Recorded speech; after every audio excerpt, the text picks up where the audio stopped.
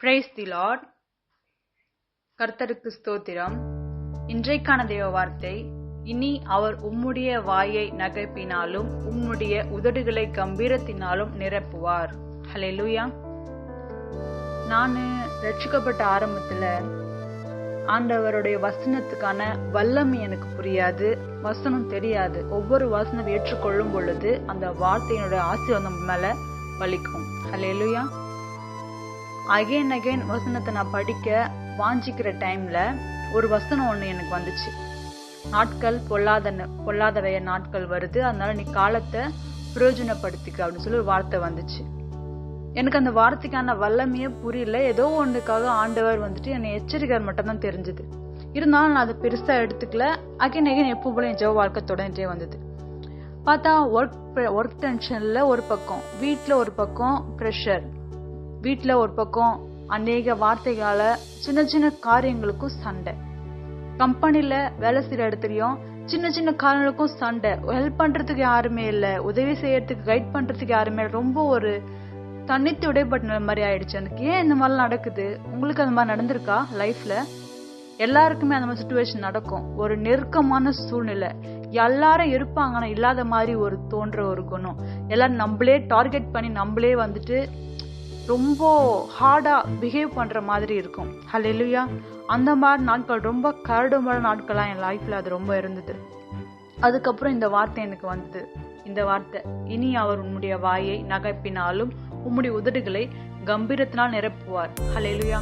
At a டைம்ல எல்லாமே மாறிச்சு. ஹல்லேலூயா. நம்மளை சுத்தி இருக்கிற குணங்கள் மாறிச்சு, எப்படி நடந்துக்கணும்னு கைடன்ஸ், இவங்க எப்படிதான் அப்படின்னு சொல்லி. எதனால இதை நான் உங்களுக்கு சொல்றேன்னா, நம்ம ஒரு சரீரத்துக்கு, இப்போ நம்ம வீட்லயே இருக்குன்னு வச்சுக்கோங்களேன், திடீர்னு வேலை செய்யணும் நம்மளுக்கு கொஞ்சம் கஷ்டமா இருக்கும். இப்போ சும்மா வேலை செய்யறவங்க ஹார்ட் ஒர்க் செய்யணும், ரொம்ப கஷ்டமா இருக்கும். அந்த வேலைக்காகவும் அந்த பலத்துக்கு உங்களோட சரீரத்தை பழகிக்கினாதான் உங்களுக்கு இது இந்த அளவுக்கு வெயிட் இருக்கும், இந்த அளவுக்கு இந்த வேலை இடத்துல இந்த மாதிரி காரியங்கள் நடக்கும்னு உங்களோட சிந்தையில தெளிவு இருந்தா நீங்க யாரா இருந்தாலும் அழகா ஃபேஸ் பண்ண முடியும். ஹல்லேலூயா. இப்போ உங்களை திட்டுறாங்க, உங்களை கத்துறாங்கன்னும் போது உங்க மைண்ட்ல அப்படியே நின்றும், இவங்க இந்த மாதிரி பேசுற ஆளு, இவங்க அசிங்கமா பேசுவாங்க, இவங்கள தப்பான தாட், இவங்க வேளாண்மை ரொம்ப அடிமையா இருக்காங்கன்னு சொல்லி உங்க மைண்ட் அவங்களுக்கு குறிச்சு ஒரு எண்ணங்கள் உங்க சிந்தனைக்குள்ள உண்டாகும். அதை வச்சு அவனுடைய குணங்களை உங்களால் எடை போட முடியும். ஹல்லேலூயா.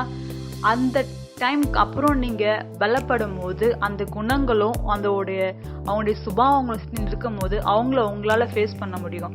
இவங்க இந்த வார்த்தையை குறித்து வீக்கா இருக்காங்க, இந்த வார்த்தை உங்களால அசால்ட்டா வரும், ஸோ இந்த வார்த்தையில இந்த விஷயத்துல அவங்க ரொம்ப ஸ்ட்ராங்கா இருக்காங்க, ஸோ இவங்க கிட்ட கொஞ்சம் உஷாரா பேசணுன்ற ஒரு சிந்தை நம்மளுக்குள்ள வரும். இந்த வார்த்தையை கவனிச்சு பாருங்க.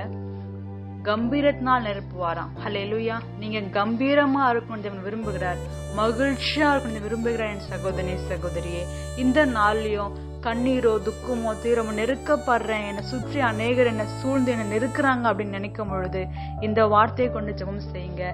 கர்த்தர் உங்க சிரிப்பை மாற்றி அதே இடத்துல உங்களை மகிழ்ச்சியா கம்பீரமா நிற்க செய்வார். ஹல்லேலூயா. என்னோட சேர்ந்து ஜெபிக்கிறீங்களா? அன்பின் தேவனாகிய கர்த்தாவே, இந்த நாளையும் தகப்பனே, கண்ணீரோட இருக்கலாம், நெருக்கத்தின் மத்தியில இருக்கலாம் சுவாமி, என்னை நெருக்குறாங்க, எனக்கு பதில் சொல்லவே தெரியல, இப்படியா அப்படின்னு சொல்லி ஒரு வாழ்க்கையே ஒரு பக்கம் வேதனைக்குள்ளா இருக்கலாம் சுவாமி. ஒவ்வொரு ஆத்மாக்களுக்காக நான் ஜெபிக்கிறேன். அவங்க வாழ்வை தகப்பனே நீர் உம்முடைய ஆசீர்வாதத்தின் நிமித்தம் உதடுகளை கம்பீரத்தினால் நிரப்புங்க. இனி அவங்களுடைய வாழ்வை நகைப்பினால் நிரப்புங்க. மகிழ்ச்சியோடு சந்தோஷத்தோடு ஒவ்வொரு நாட்களையும் கடந்து செல்ல அவங்களுக்கு உதவி செய்யுங்க. எல்லா தீமையின் காரங்களையும் அகற்றி தீயோர் முன்பாக அவங்க நல்வழிப்படுத்தி நல்லொழுக்கப்படுத்தி நீர் அவர்களோடு இருக்கிறீர் என்பதை நிரூபித்து காண்பிப்பீராக ராஜா. இயேசு கிறிஸ்துவின் நாமத்தில் ஆமென். God bless you.